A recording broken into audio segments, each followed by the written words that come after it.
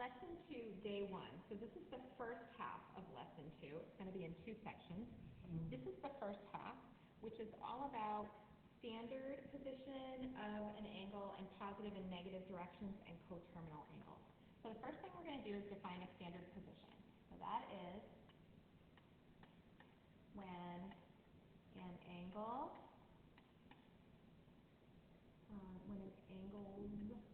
vertex is at the origin. Remember that the origin is 0, 0, right? And one ray is on the positive x-axis. Okay? When an angle's vertex is at the origin and one ray is on the positive x-axis. So remember when we're dealing with angles, right? They have 2 rays that form a vertex angle. So they're saying when an angle's vertex, so this is your vertex, and then this is one ray, and this is the other ray. Okay, they're saying one of those rays has to be on the positive x-axis. So one of them would have to be here on the positive x-axis. So this is the positive side, and this is the negative side, right? And then this is positive y, and this would be negative y. If we think about this like the quadrant, quadrant 1, quadrant 2, quadrant 3, quadrant 4. Think back to geometry and we talked about the different quadrants, okay? The initial side is the ray of the angle that's on the x-axis, so the initial side. So this one, the first one, is the initial. That's the, initial? That's the one that's on the x-axis, okay? So the ray of the angle found on the x-axis. Okay, think about that like that's the starting position. Okay? And then the terminal side is the other ray. And we think about that one like the end. Okay?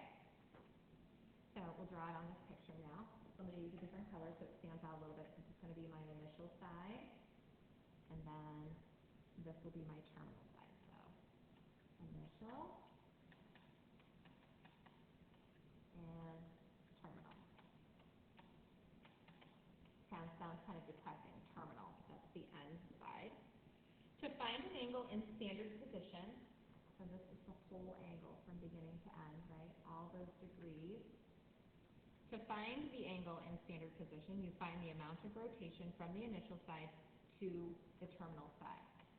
So find the amount, and when I say amount, I really mean the degrees, okay? Another way to say it. Find this amount of rotation or the degrees of rotation from the initial side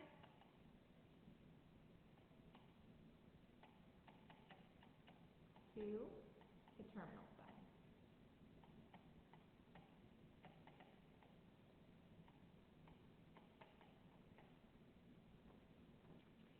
So I have my 2 circles here, and I'm going to start off with this one, okay? And then this angle up here, and here is the angle's opening. So that would be the degree of that particular angle. So let me scroll my page up so I can do a little bit of writing underneath those before I start drawing. So we have 2 kinds of angles. The one I just drew here for you. I'll just put it back on here, okay? So there's your angle, right? That's called a positive angle. So remember, we're thinking about the quadrants. Quadrant 1, quadrant 2, they go counterclockwise, right? The Cartesian coordinate plane goes counterclockwise.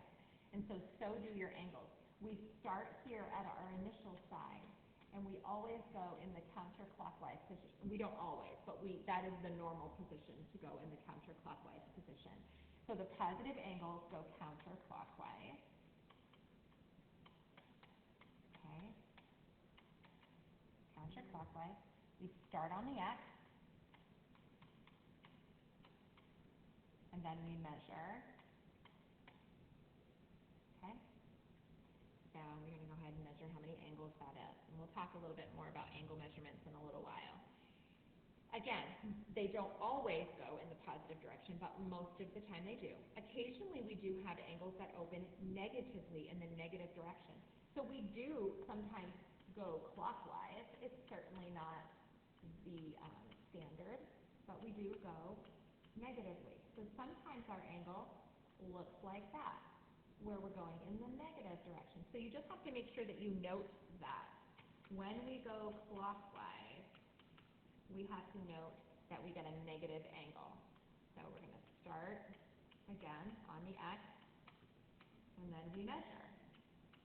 The difference is this one is a positive degree, and this one is a negative degree. Positive meaning I'm going counterclockwise, negative meaning I'm going clockwise. So these definitely go together. Clockwise is positive, counterclockwise is negative. Really important to know. You're going to be asked to measure angles going both positively and negatively. Coterminal angles, so this is important. Every angle is a coterminal angle because we really have two angles happening each time. So two angles in standard position.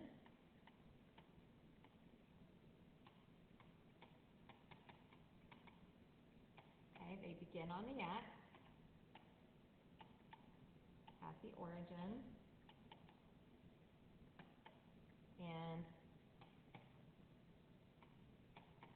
they share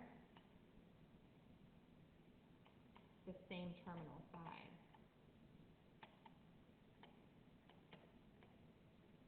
Now, I know that's a lot of writing, and as we practice this together in class, it's certainly going to make sense. The two angles are in standard position. They begin at the X, and they share the same terminal side. In other words, one goes in one direction and one goes in the other direction. So if I add them together, they should equal the full circle, 360 degrees, right? Because they share that one side. So example, I'm going to do this in two colors again. So this angle is the positive, right? That's your positive angle. And this one,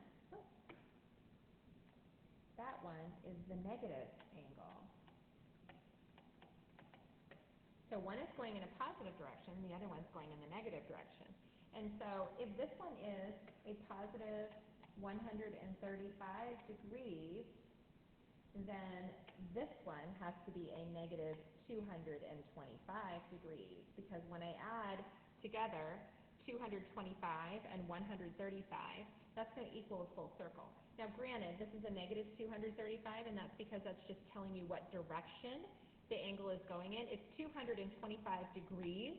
The negative indicates that it's going clockwise, okay? You can't have a negative value for a measurement, right? You can't have a negative amount of miles. You can't have negative direction.